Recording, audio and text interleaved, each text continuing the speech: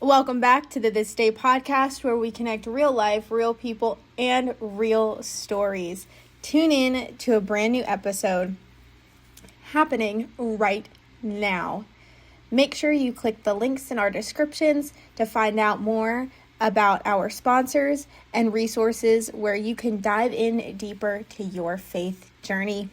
And now, dive in to today's episode.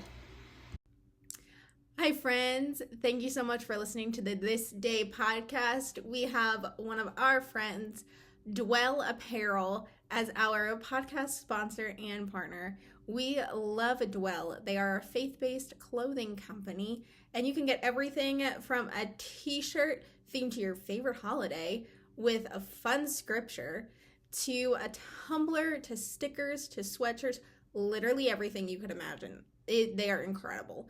My cousin got all of these fun shirts for her summer VBS. It's amazing. You need to check out Dwell today. You can click the link in the show description or use code MEGFEVERYEAR for 15% off your first order from Dwell. I'm so excited to talk to you this morning and have you on the podcast. Thank you for being here. For people that are new friends of yours, why don't you go ahead and tell them a little bit about who you are and what you do and what you're about? Yeah, thanks for having me, Megan. I'm very happy to be here. And I'm originally from a little town in Alabama called Muscle Shoals. And I moved to Nashville 10 years ago in August, which is so crazy to think about the way that time has passed. And I originally moved trying to pursue country music.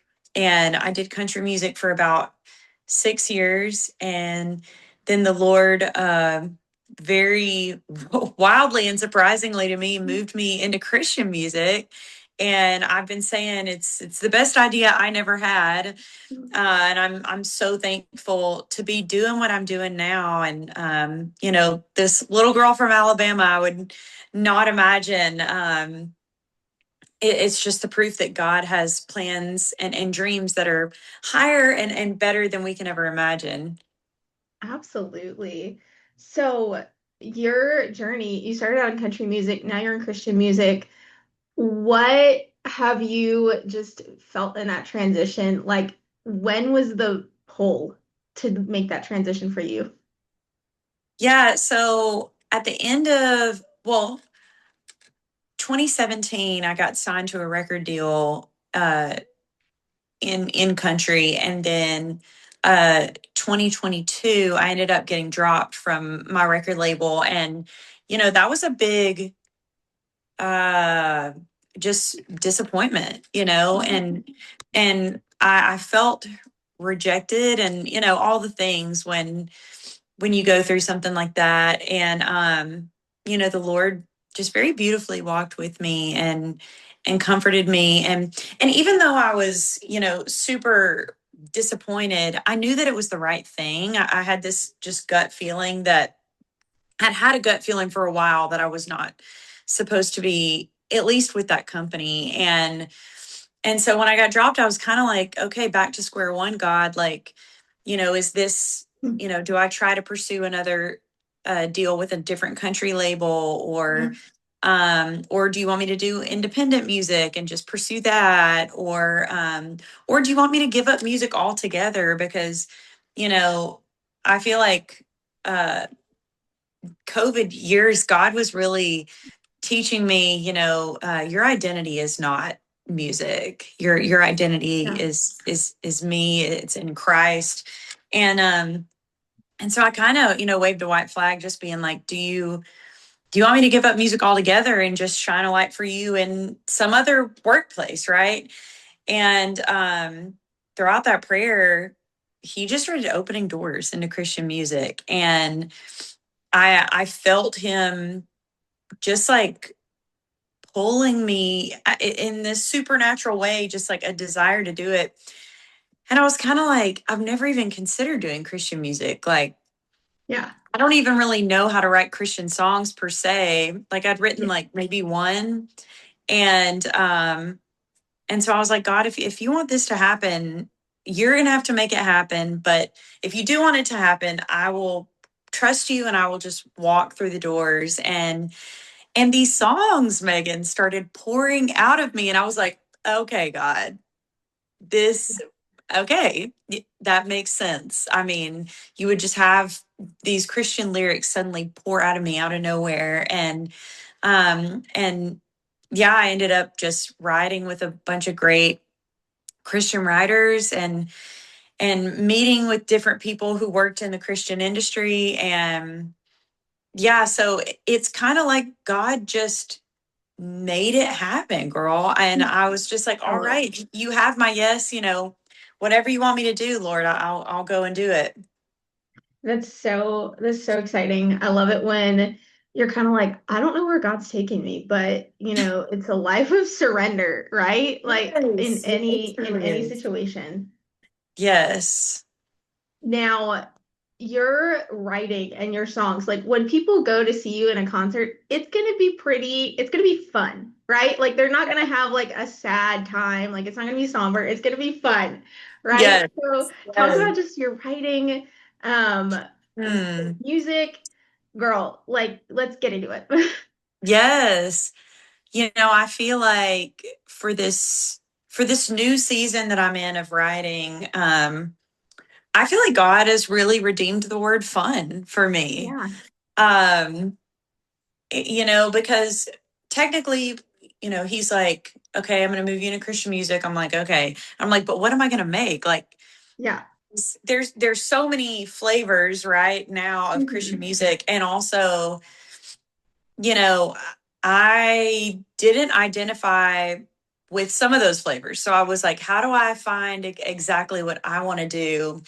And from the very beginning, I feel like God was like, I'm going to give you some fun stuff that is just going to bring joy to people. And I think about songs like Show Up and Have Church and Do More and New Name. Like I was like, okay, this feels sparkly. Like this feels like, okay, Yeah. something like when I show up to a concert, and obviously it depends on the concert, but I want to be able to just like escape and enjoy and feel like I've just been transported into another place, and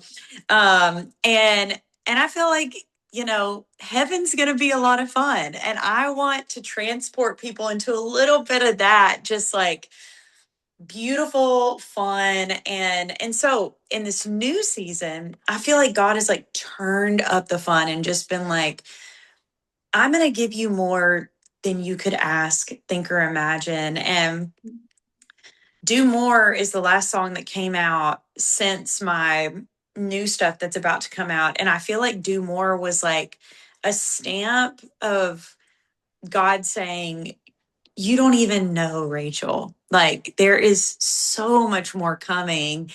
And then this sound came, and it feels like, an extension of the old stuff, but just even more just sonically what I could picture myself doing just the rest of my life. And um so yeah, so I found this or not found him, I feel like he found me, this producer. His name's John Strandell. And I had taken a song to him that I'd written with my friend, Blessing Offer. And I'd written this song with Blessing, and I'd been telling Blessing, like, I have this vision of just like old school funky Motown fun, Yeah. meets modern. I'm like, how do I do this? And blessing's always like, keep it simple, okay. And so we ended up writing this song called You Love Me the Best. And I ended up taking this to John Strandell, and the production was just exactly what I had dreamed of making in Christian music for years. Yeah. And I was like, oh my goodness, Lord, you're doing this new thing. Like this is happening. And so it just felt like it lit a fire. And every song after that I took to John, it just made so much sense. And then I started writing with John, and yeah, so we're still writing now, finishing up a full length record, which is fantastic. But yeah, this Friday my song "Keep Going" comes out, and it's the first of this new wave. That is so exciting. Okay, so what do you hope when people hear this song on Friday? Now we have a whole week of like anticipating this song, right? So what do you hope when people Yes. hear the song that they get from it? Mm, I love the picture of running the race, right? Yeah. And it's a holy race that we're running. It is a hard race that we're running. And I go back to Hebrews 12, and it's saying, uh, pretty much take off any sin that's entangling you, right? Yeah. Anything that's hindering you from running, and fix your eyes on Jesus and keep running. And he will be your strength, and he will help you endure. And this feels like almost like if you take that verse and you just sprinkled glitter on it, like keep going is that's the song. And it's just like, you know, the first lyric is, I've been knocked down a million times. I can't even count them anymore. And I'm like, that's the human life. Like we Yeah. all have had those things, and it can be really hard to keep running sometimes. Like some days are just tougher than others, and some seasons are tougher than others. And to be able to fix our eyes on Jesus, that's the gas tank, right? Is fixing our eyes on Jesus. And it's beautiful because he gives us strength, and he is our strength. So he gives us strength, which is him. Yeah. So yeah, I mean, I could talk all day about it, but it's funny. I wrote this song when I was actually preparing for a half marathon, and it was very fitting that it was like, it's about running a race, and I was actually, training for a race, and God was just really cool to give me that in that season. So I hope that anybody will just remember, like, if you feel like giving up, if you feel like I just can't do life anymore, fix your eyes on Jesus and keep going. Absolutely. That's so good. Now, in your journey, what do you think is the biggest thing that you've learned from either, going from country music to Christian music or just now? Like what is the biggest thing you've learned that you would want to share with somebody that maybe is in the same spot you were in back a couple years ago? Yeah. Oh man, there's so much. I think I think the biggest thing is trusting that God will take care of you. Mm. And you know, that can go for anything, right? Like financial, marriage, friends, family life. But I think, my trust has really been tested with the Lord, and I think he's tested it for good reason, so that he can prove he's trustworthy even when everything's shaky, right? Yeah. But for him to just be like, keep your eyes on me, keep trusting, keep going. And um yeah, just knowing that he is actually a trustworthy God, despite, what the world looks like, despite the messiness of our lives, because the fact that we're living in a fallen world and we have sin nature, it doesn't mean that he's not trustworthy. It just means we have to trust him, you Yeah. know? And we can't trust in ourselves, we can't trust in the world, we can't trust in anything except for him. And this whole EP is going to have that tone, trusting that he loves me better than anyone could love me, that he's taking care of me better than anybody could take care of me. And yeah, and I think that trust is like the other side of the coin of the trust is surrender. Yeah. Kind of like we talked about at the beginning. It's like if you trust him, okay, you can trust fall and surrender. And I want to control the future. I Yeah. want to control every day. I want to like Absolutely. play God, and I can't. I have to just surrender all the things in my life to him, and then just let him comfort me wherever I'm at in that. Let him provide for me, let him be my strength. Because honestly, that's a better place to be than trying to be like, oh, I'm trying to control Yeah. everything. It's like it's definitely a fun sucker to try to be controlling everything. So I feel like since I've been laying back and just trusting, that's where a lot of the joy and the fun has been coming back too. Because when you're trusting God, you're like, he's got this. He Yeah. really does have this. And Yeah. that gives me like blessed assurance. Like it's a true blessed assurance. Absolutely. I think that's so good. And I think there's so many people that like, especially in the entertainment space and the music space, it's so hard to like not want to control what you're doing, right? Like you Yes. want Yes. to have control of all aspects. And then when it comes down to it, it's like, but I can't if I'm a believer, like I have to trust that Yes. God's going to take me from point A to point B to all the different Yes. points along life's journey. Yes. Um, and especially the personality type that plays into it, all of the different things. Um, Yes. Bless. but it's just a walk of faith, which can sometimes be harder than not. Yes. A walk of faith that's a great way to put it. Yeah. So one question we ask everybody that comes on the podcast is what keeps you present during the day that we're living in?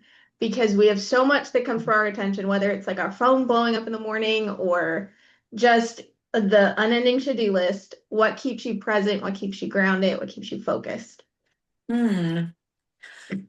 Something that I'm finding more and more that keeps me focused is journaling out my prayers to God.